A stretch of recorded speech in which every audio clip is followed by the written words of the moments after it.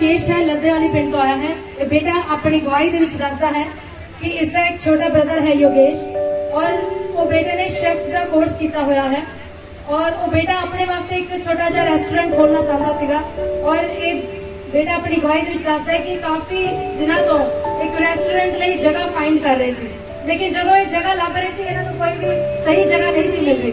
ये जिते जाते थे उत्थे कोई ना कोई कमी होंगी सी, जहाँ इन्होंने चेयर्स वगैरह लगाने सैक्शन नहीं सी मिलता, या फिर जिते किचन खाना बनाने होंगे सी वो किचन नहीं सी सही, या फिर वो बाथरूम अटैच नहीं सी होंदा, क्योंकि तुम जानते हो कि जिते रिफ्रैशमेंट हाउस होंगे उत्थे सारी चीज़ें अवेलेबल चाहिए हैं। ये दसते हैं कि जी जगह इन्होंने देखी वो एक्सट्रा खर्चा लगना सी।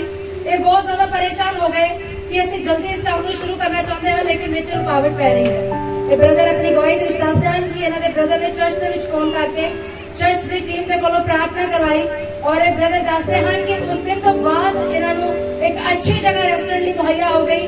उत्थे इन्होंने चेयर्स भी लगाई मिल गई, किचन भी अच्छी मिली, बाथरूम भी फर्निश मिले, पूरी तरह तैयारी के नाल इन्होंने वो जगह मिल चुकी है। परमेश्वर का धन्यवाद करते हैं, और बहुत जल्द इस काम को शुरू करने जा रहे हैं। असं परमेश्वर का धन्यवाद करते हैं, सब जन हाथ उठा के परमेश्वर का धन्यवाद करेंगे। ये बेटी अलका है, तलवंडी पीला पिंड तो आई है। बेटी अपनी गवाही के दसती है कि परसों ये बेटी हॉस्पिटल जा रही थी अपनी सिस्टर की मेडिसिन लैन लई, और ये सिस्टर दसते हैं अपनी गवाही कि जो ये वापस आ रहे थे हॉस्पिटल तो दवाई लैके, तो ये अपने पिंड जा रहे थे, और पिंड के रस्ते इन्हों के बिल्कुल सामने एक बहुत मोटा सप लंबा पूरा सड़क को क्रॉस करता हुआ निकल रहा सीगा।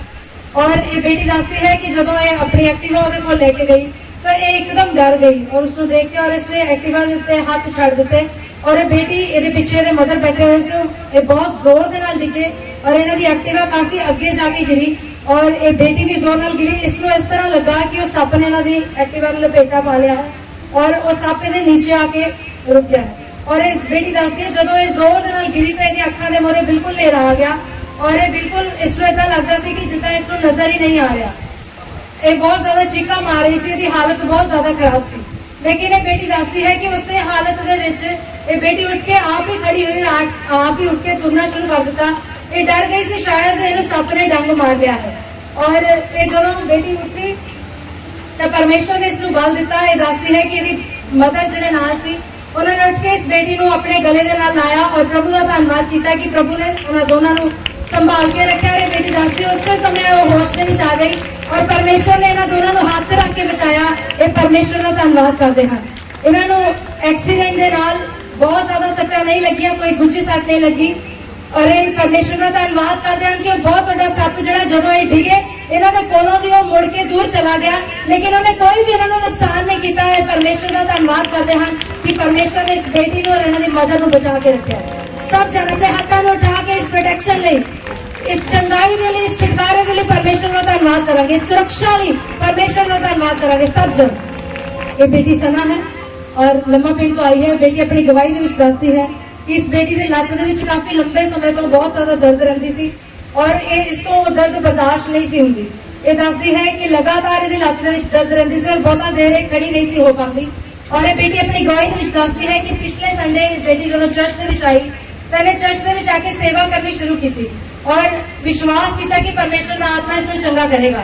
और ये बेटी दसती है कि जिस तरह ये सेवा कर रही थी, और सेवा करते करते ये लत्त के दर्द बिल्कुल चला गया। ये परमेश्वर का धन्यवाद करती है कि पिछले संडे को ये लत्त के बिल्कुल भी दर्द नहीं है। खुदा ने इस बेटी को छू के चंगा किया है। असं परमेश्वर का धन्यवाद करते हैं। सब जन अपने हाथों उठा के इस गवाही लिए धन्यवाद करिए परमेश्वर का कि परमेश्वर ने इस बेटी को छू के चंगा किया है। एक गवाही इस सिस्टर पूजा की नहीं बल्कि इन्होंने बेटे जोयल दी है, और एक अपनी गवाही के दसते हैं सिस्टर शेखे पिंड तो आए हैं। इस सिस्टर दसते हैं कि इन्हों एक छोटा बच्चा लगातार 6-7 महीने तो इन्हों को जिद कर रहा है कि इन्हों एक साइकिल चाहिए है।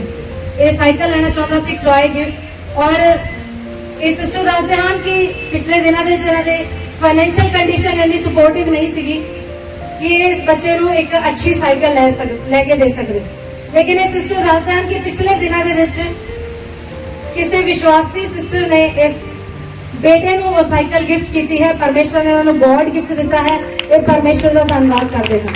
ये बेटा बहुत लंबे समय तक अच्छी साइकिल लेना चाहता सी, और इस बेटे ਨੂੰ ब्रांडेड साइकिल मिली है। ये परमेश्वर का धन्यवाद करते हैं कि परमेश्वर ने इन्होंने मुहैया किया है। सिस्टर दसते हैं अपनी गवाही ਦੇ ਵਿੱਚ कि वो साइकिल ये आप इस बच्चे ਨੂੰ नहीं सी लैके दे सकते, लेकिन खुदा ने इन्होंने वास्ते उस गिफ्ट ਨੂੰ मुहैया किया। ये परमेश्वर का धन्यवाद करते हैं। और ये सिस्टर रजनी हैं, अमृतसर तो आए हैं। इन्हों की गवाही ये है, इस सिस्टर दसते हैं कि कल यानी दिन शनिवार को इस सिस्टर के पेट के विच बहुत ज्यादा दर्द होने लग पई और इन्नी ज्यादा दर्द कि ये दर्द के नाल इकट्ठे हो रहे थे और इन्हों तो बर्दाश्त नहीं सी हो रही। ये सिस्टर दसते हैं कि ये जब भी चर्च आना चाहते हैं, इन्होंने चर्च आने में हमेशा रुकावट आती है। जो भी चर्च आने के बारे सोचते हैं उदों ही इन्होंने शरीर के अटैक होता है और किसी न किसी तरह बीमार हो जाते हैं और या ये बीमार हो जाते हैं या इन्होंने बच्चे बीमार हो जाते हैं। कोई ना कोई रुकावट इन्होंने जीवन के बनती है। लेकिन कल जो इन्होंने पेट के दर्द होया तो इन्होंने विश्वास के नाल कहा कि चाहे कुछ भी हो जाए असी कल चर्च जावांगे और इन्होंने विश्वास नाल चर्च के फोन किया और पास्टर जी को प्रेयर करवाई और परमेश्वर ने इन्होंने छू के चंगा किया। इन्होंने पेट की दर्द उस वेले चली गई। ये परमेश्वर का धन्यवाद करते हैं कि परमेश्वर ने इन्होंने चंगाई दी और अपने भवन के परमेश्वर इन्होंने लैके आया। ये परमेश्वर का धन्यवाद करते हैं। सिस्टर लिपिका हैं, दुगरी पिंड तो आए हैं। सिस्टर अपने बेटे अभिषेक की गवाही दे रहे हैं। ये दसते हैं कि पिछले 1 महीने तो ये बेटा बहुत ज्यादा बीमार सी और इन्हों कफ कोल्ड बुखार बहुत ज्यादा सीगा, रेशा जुकाम के नाल इहदी छाती बहुत ज्यादा भर गई सी और ये दसते हैं कि इन्ना ज्यादा वीक हो गया सी, इन्ना ज्यादा कमजोर हो गया सी कि ये बेटा बिल्कुल पहला साफ साफ बोलता सी, लेकिन जब ये बीमार हो गया तो इस बेटे को बहुत ज्यादा कफ कोल्ड के नाल इन्हें थथलाना शुरू कर दिता सी। इहदी बोली दे विच समस्या आने लग पई सी, जब ये बोलता सी तो थथला के बोलता सी। ये सिस्टर दसते हैं कि पिछले दिनों के जब चर्च के आए, इन्होंने चर्च में आके पास्टर जी ने समस्या दसी और उस तो पहला जब हॉस्पिटल गए सी तो डॉक्टर ने दसिया कि बेटा इन्ना कमजोर हो चुका है कि इसको हॉस्पिटल से एडमिट करना पड़ेगा। और ये बेटी दसती है कि डॉक्टर ने इन्होंने मेडिसिन दी और रिकमेंड किया कि हॉस्पिटल में एडमिट किया जाए, लेकिन ये बेटी मेडिसिन लैके वापस आ गई और चर्च के आई और इसने पास्टर जी को प्रेयर करवाई और ये दसते हैं कि जिस दिन तो प्रेयर करवाई है उस दिन तो ये बेटा हम बिल्कुल ठीक है। कोल्ड कफ फीवर सब कुछ जा चुका है। ये बेटा पूरी तरह चंगा है और हम सही तरह बोलता है। ये परमेश्वर का धन्यवाद करते हैं कि इस बेटे को परमेश्वर ने छू के चंगाई दी है। सब जन हथां उठा के परमेश्वर पिता का धन्यवाद करेंगे इस चंगाई के लिए। सिस्टर बलविंदर कौर हम गड्डियां पिंड तो आए हैं। इस सिस्टर अपनी गवाही के विच दसते हैं कि पिछले महीने के पास्टर जी ने पुलपिट के उत्तों प्रोफेसी की सी कि तुहानू नवे प्लॉट मिल रहे हैं, तुसी नवे घर खरीद रहे हो और नवे प्लॉट खरीद रहे हो और इस परमेश्वर तुहानू उठाएगा। तुसी चमत्कार रीति दे नाल फाइनेंस ਨੂੰ ਪ੍ਰਾਪਤ ਕਰੋਗੇ ਯीशु मसीह नाम ਵਿੱਚ। मैं देख रहा बहुत सारे लोगों ਨੂੰ प्रॉपर्टी बाय करते हुए साइन कर रहे हैं, ਉਹ ਸਾਈਨ ਕਰ ਰਹੇ ਹਨ ਤਹਿਸੀਲਦਾਰ ਦੇ ਕੋਲ, ਉਹ ਸਾਈਨ ਕਰ ਰਹੇ ਹਨ, ਅੰਗੂਠੇ ਲਗਾ ਰਹੇ ਹਨ। परमेश्वर ਤੁਹਾਨੂੰ ਬਲੈਸ ਕਰ ਰਿਹਾ ਨਵੀਂ ਪ੍ਰਾਪਰਟੀ ਦੇ ਨਾਲ, ਨਵੀਂ ਪ੍ਰਾਪਰਟੀ ਦੇ ਨਾਲ। 2022 ਸਾਲ ਤੁਹਾਡੇ ਲਈ ਬਲੇਸਿੰਗ ਦਾ ਸਾਲ ਹੋਣਾ ਯीशु मसीह नाम ਵਿੱਚ। ਹਾਲੇਲੂਇਆ। और इस सिस्टर दसते हैं कि इन्होंने मन के बहुत लंबे समय तो सी एक प्लॉट खरीदना चाहते थे लेकिन ये नहीं सी खरीद पा रहे। और इस सिस्टर दसते हैं कि जिस दिन पुलपिट के उत्तों की प्रोफेसी हुई, ये दसते हैं कि जिस दिन प्रोफेसी हुई उस दिन जो घर के गए तो इन्होंने जाके प्लॉट को खरीद लिया।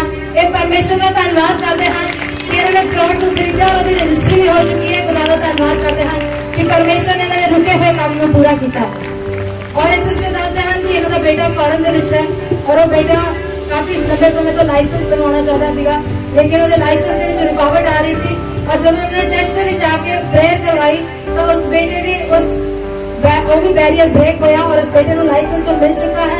ये परमेश्वर का धन्यवाद करते हैं कि परमेश्वर ने इन्होंने बेटे को उस जगह के ट्रक का लाइसेंस दिता है। ये खुदा का धन्यवाद करते हैं। सब जन हथें उठावांगे और परमेश्वर पिता का धन्यवाद करेंगे।